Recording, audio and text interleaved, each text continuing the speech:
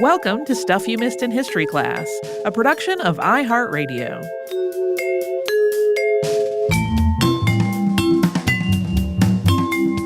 Happy Friday, I'm Tracy V. Wilson. And I'm Holly Fry. We talked about Tyrus Wong this week, person number 2, who was on my episode list of topics to do 2 different times. I think that's all the duplicates. I don't think there are any more duplicates lingering on the short list for me. But I've wanted to do an episode about him for a while, and I'm very glad that we finally have. I love his artwork. Of course. I noted a couple of things to talk about in this behind the scenes that we didn't really get into. Alrighty. One is, man, the Disney animators strike. Yeah. Had you read about it much before this? I mean, I know kind of the basics of it. So, Holly, you are classified as management at our job. Uh-huh. I am not management, and I am on the bargaining committee for our union. Right. And so I have been through the process of organizing a workplace. And boy, am I glad that we did not have the kind of bitter divisions that went on in this process. Yeah, it's bad. Very bad. Yeah. We for sure had some people who were like, I don't really think a union is right for me, or I don't think a union is right for our workplace. But like, we did not have the kind of real schism that was going on in Disney animation. Which sounded awful. I don't know if you had anything to add to that, since I know you are very versed in all the history of Disney and all of that. Well, it's one of those things that's really interesting to me, because even now when people talk about it, it's very divisive. Mm-hmm. And really it kind of all boils down to, for better or worse, this sort of cult of personality around Walt Disney, right? Oh, sure. Yeah. And him being a visionary, which I fully believe he was. But it's like that thing where it was so divisive then, and now when people talk about it, there are folks who just naturally will buck against that idea of the cult of personality, and they'll be like, he was a union-busting monster, and other people who are like, no, he just was like trying to get his stuff done admittedly, right? This was not a well-established industry at that point. Like, there were unions and there were animators, but like,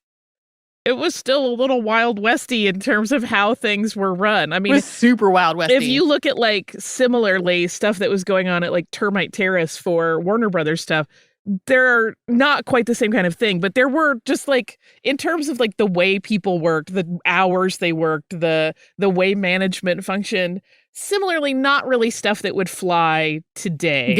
Yeah.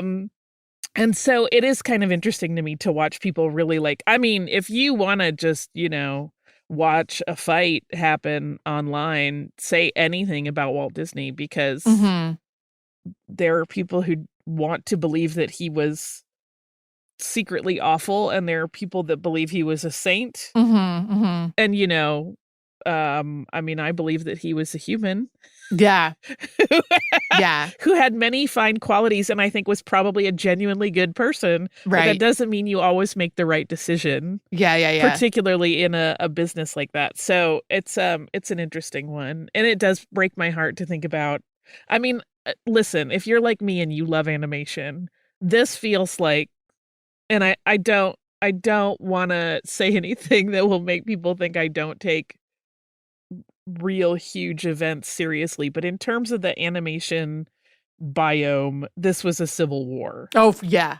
Like a total, I mean, it was like to animation what the Civil War was to the United States, without trying to like, obviously there was not bloodshed and the same kind of thing, but in terms of just the renting of people, like people who were lifelong friends hated not each other anymore by the end of it. Yeah. It was wild. Yeah. I feel like there might be people who are like, Tracy, you just said you're on the bargaining committee of your union.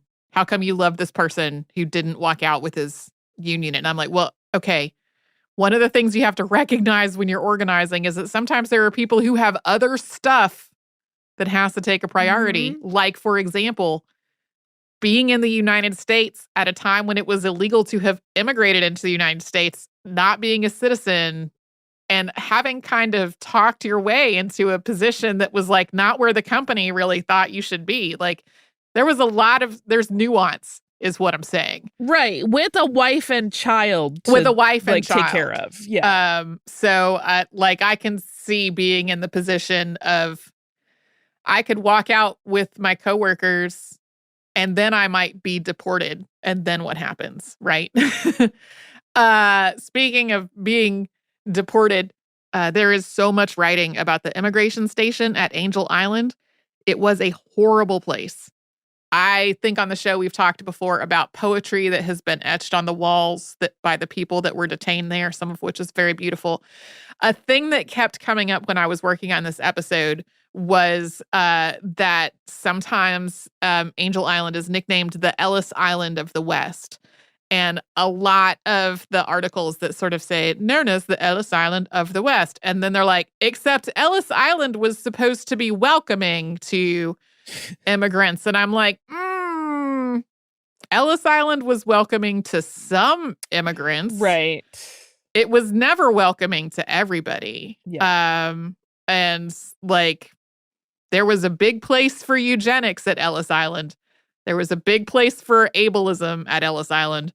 So, like, it's just not really accurate to be like, but at Ellis Island, everyone was welcomed because that's... It's a magical fairyland where you got handed flowers and champagne when you got off the boat. That's part of the myth-making of America, this idea that, like, you're welcomed by the Statue of Liberty and then you're gonna, have this wonderful Ellis Island experience. Not if you were disabled. And as time passed, not if you were from a range of specific countries. Anyway, greeting cards, Christmas cards. So pretty. Moving on. They're beautiful. I love them. I think today, a lot of people think of greeting cards as a whole as kind of like a kitschy, mass-produced. Mm-hmm. They don't assign a lot of value to greeting cards. And I get it. I have for sure been standing at the greeting card aisle trying to find literally any greeting card that feels okay to give to a person for a particular thing. But at the same time, like, a lot of people are doing hard work on making these. Yeah. And at the time that Tyrus Wong started doing them, there were also a lot of other like serious artists who were doing greeting card work. Like there were Salvador Dali Christmas cards, Andy Warhol cards. Yeah. So I think like there's there's layers. There's the layer of, there are people putting time and care into making these and trying to make them beautiful and, bring some joy and comfort into people's lives. Right. And also what we think of as like fine art having an overlap. I actually have, by coincidence, written an upcoming episode that is going to have a little bit more about like distinctions between fine art and like commercial art. Yeah. Yeah.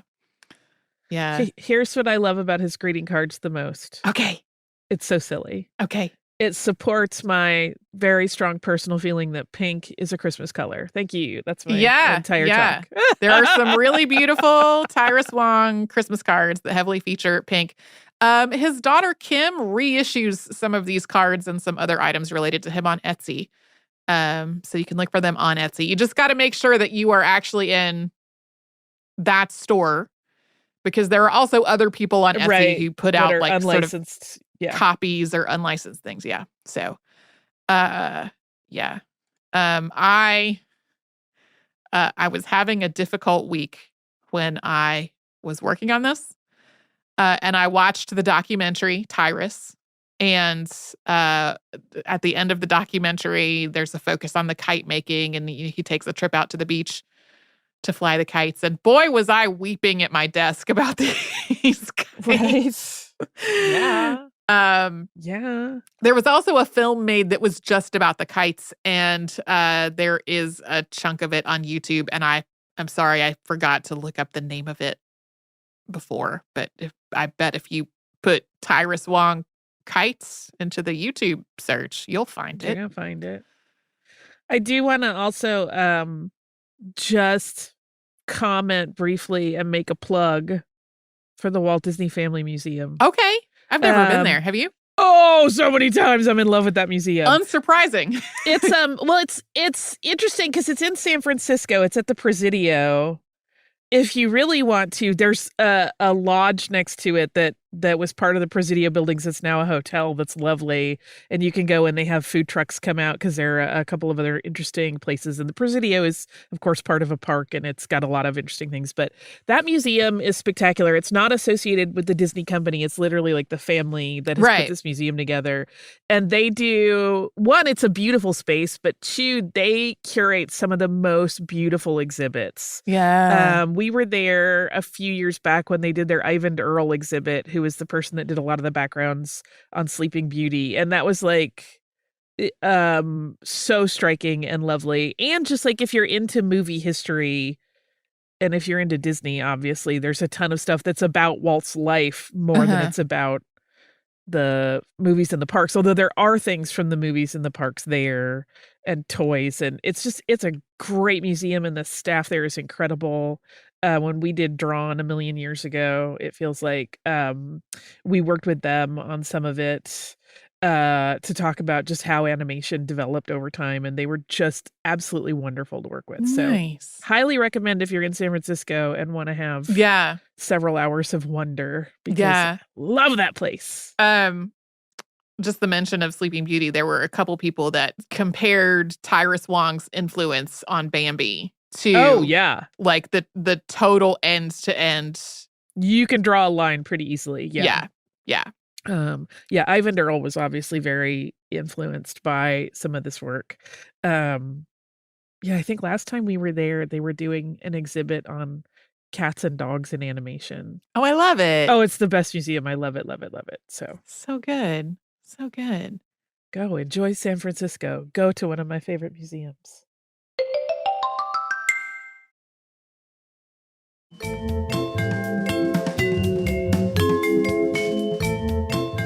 We talked about Gertrude Jekyll this week following an accident of Google. Those are great accidents. I love when those happen. They are. And I had feelings about this.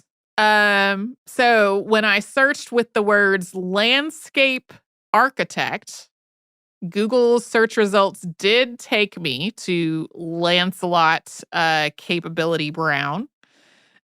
He was nicknamed Capability, as I understand, because he liked to tell people that their grounds had great capability for improvement. So landscape architect would take me to him. Landscape designer would take me to Gertrude Jekyll, even though the term landscape architect has been used to describe each of them.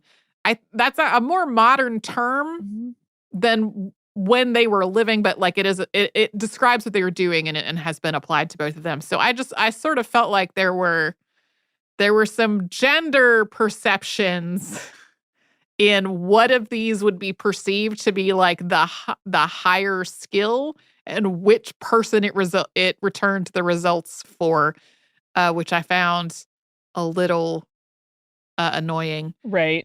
To add to my many annoyances with Google lately, including the fact that every single time I search now, there is an AI summary that I cannot turn off or do anything about that is just wasting resources and not providing me with anything that I actually need. Yeah. Have to wait for it to load before I can continue scrolling. Yeah. I know there are other search alternatives. They all have their pros and cons, and pretty much everybody seems to be throwing their hat into the unnecessary implementation of AI ring. Yeah. That's how I feel about it. I started using the extension Ecosia because it donates to ecological efforts. All right. Which you can use in like your like in the browser? Yeah. Cool. Like in Google Chrome. I love it. That's because on Earth Day, Jane Goodall and winner of the most recent RuPaul's Drag Race, Nymphia Wind, did like, I love that this was what the RuPaul's Drag Race winner did, was like a Jane Goodall co-post on Instagram where they did like a little live where they talked about using Ecosia as a browser extension and how you could save the earth. And I was like, this is the best thing that ever happened. I loved it. It works just great.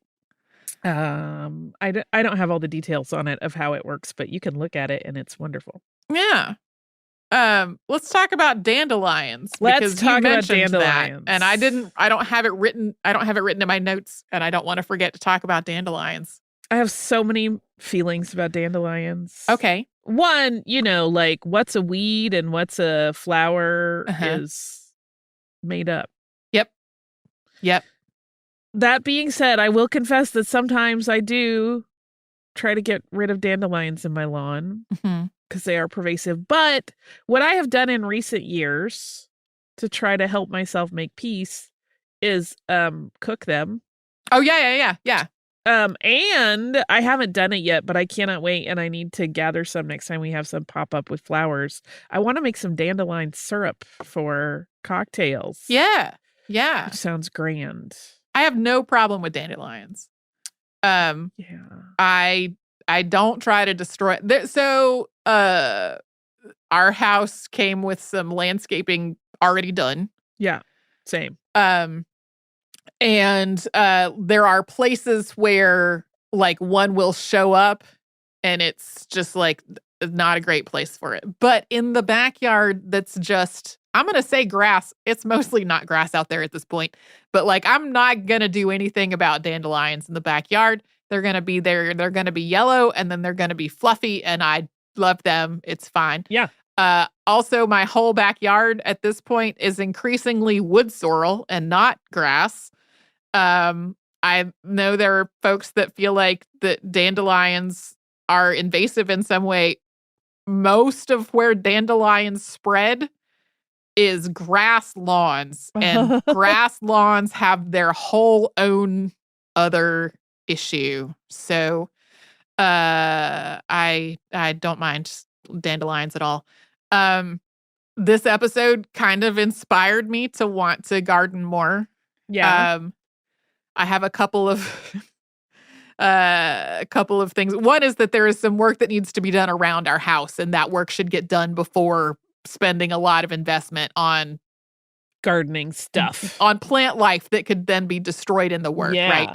That's thing number one. Thing number two is that I don't have a good track record of actually being able to maintain attempts to garden. So we will see. I'm a little hit or miss. I've talked about on the show before, we inherited a lot of roses with this house, which I love. And I have put some more in since then. And I am not I don't have the touch. I have the evil. Sure. I give them some sort of scrofula. I don't know what happens, but the roses are cool. They're like, that's fine. They're fine with it. We don't need you, whatever. We'll survive despite you touching us.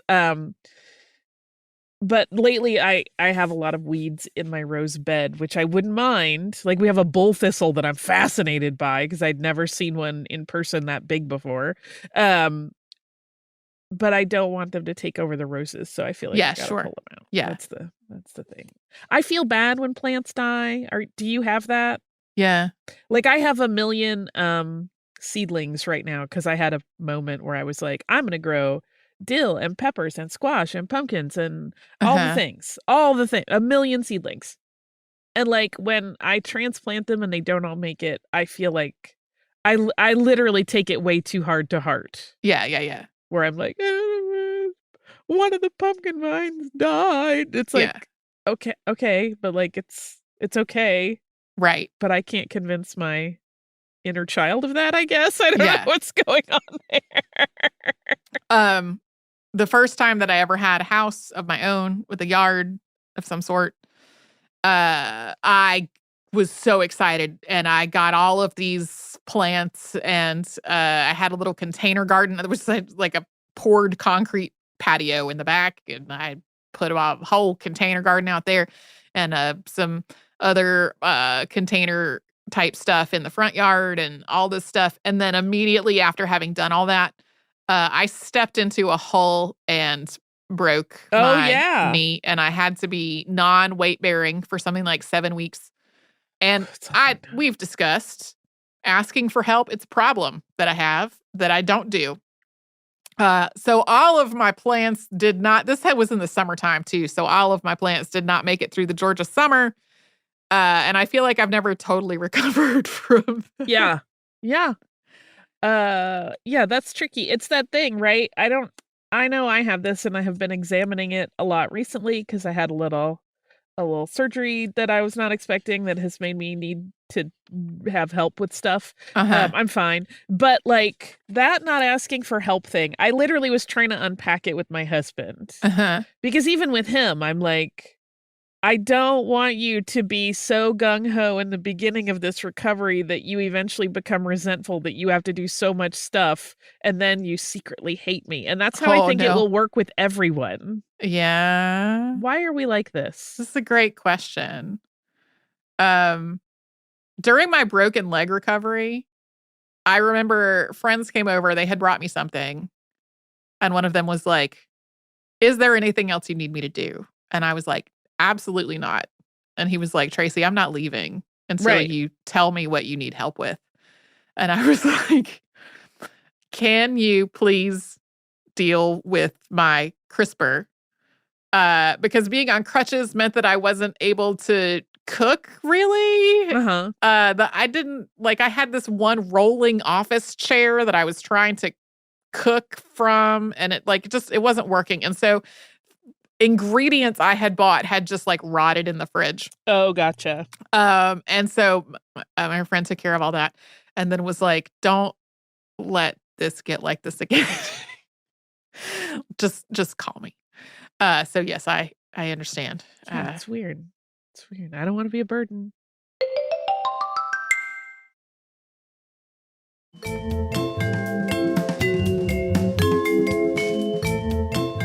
Some random things I found delightful about Gertrude Jekyll.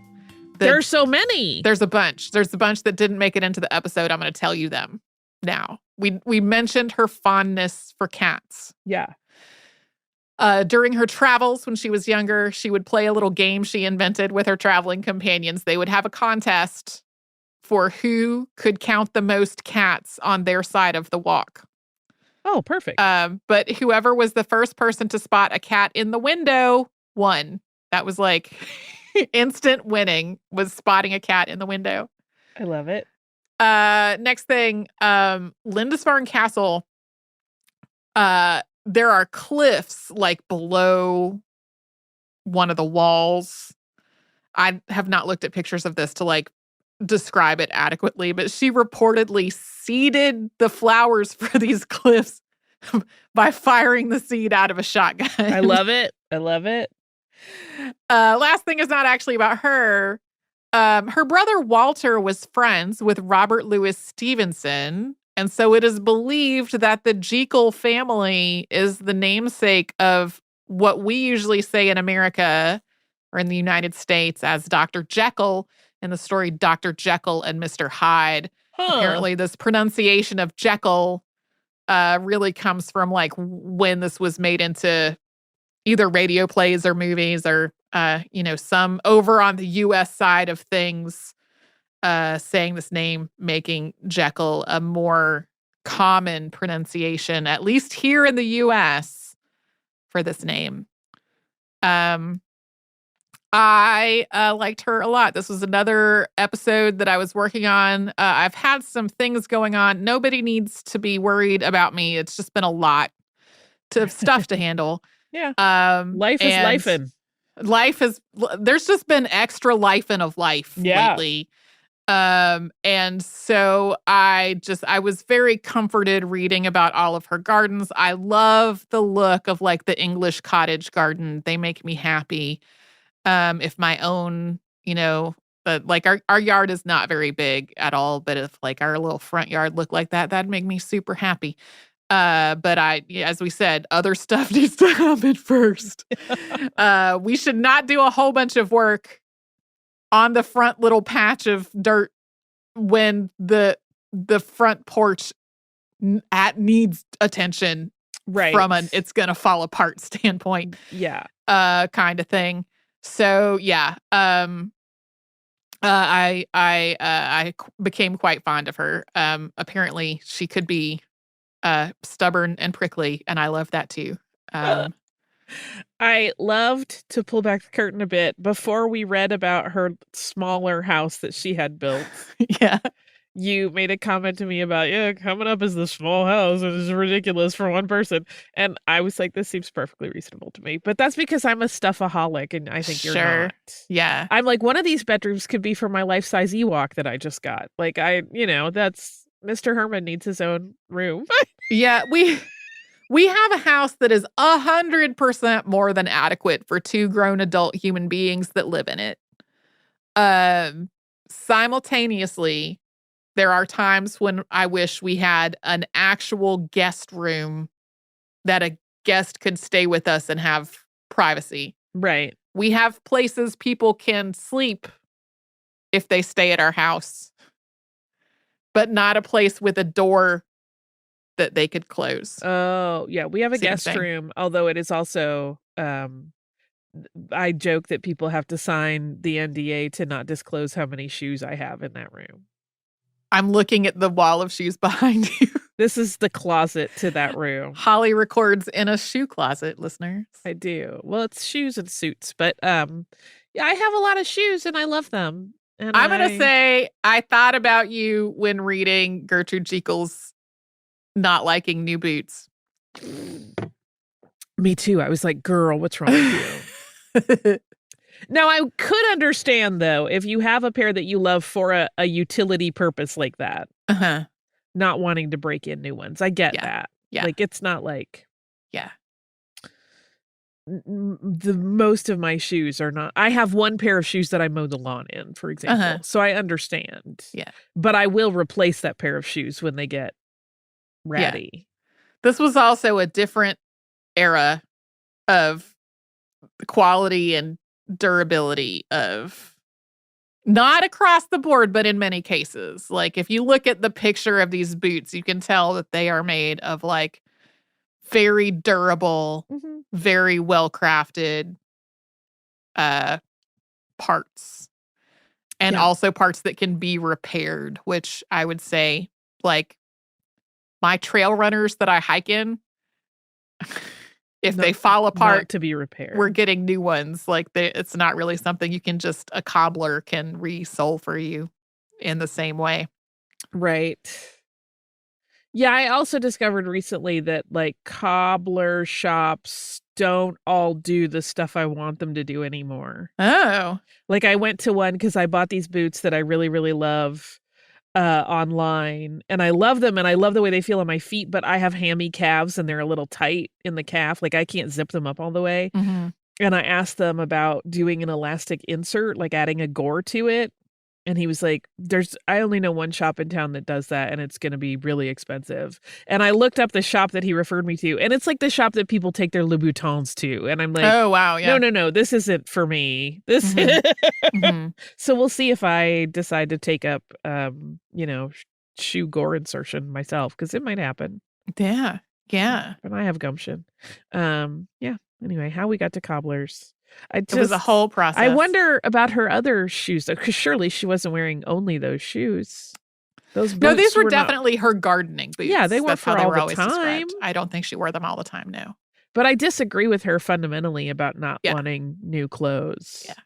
I will also say she is one of the many people in history that I feel like there are a number of people who are in some way neurodivergent. Yeah. Who see themselves in her. And I think that's great. And I'm also not going to try to armchair. Right. It makes sense. I see where people land there for sure. Yeah. I love her, though. She's charming. I am sure, being, somebody who lived in the 19th and early 20th century, that if I went digging through the vast majority of her writing, I would find various things that I'd be like, oh, wish you had not said that. Oh, Gertrude. But I love the gardens, and I love that she made this whole career for herself when she wasn't really supposed to have a career at all. I also can't help but think of our other episode we did on a gardener, which was André Le Nôtre. Oh, yeah. Who just designed the gardens at Versailles and many other beautiful places in France, for example. And obviously, he's on the much more formal end of things. But in terms of personality, the descriptions are so different. Like, hers is so much of like, I love nature and I love flowers and I like to learn about the flowers. And he sounded like kind of a tyrant. And I'm like, what would happen if you switched their two specialties, where he was doing more like littler manor gardens compared to palaces, and she was doing like grand, huge palace work. Right. I think that would be fascinating. Yeah. Well, if you have a garden to work in over the weekend, I hope you enjoy your garden time. And if gardening feels like a chore to you and you want to put that chore off, hey, you have my full support. We'll be back with a Saturday Classic tomorrow and something brand new on Monday.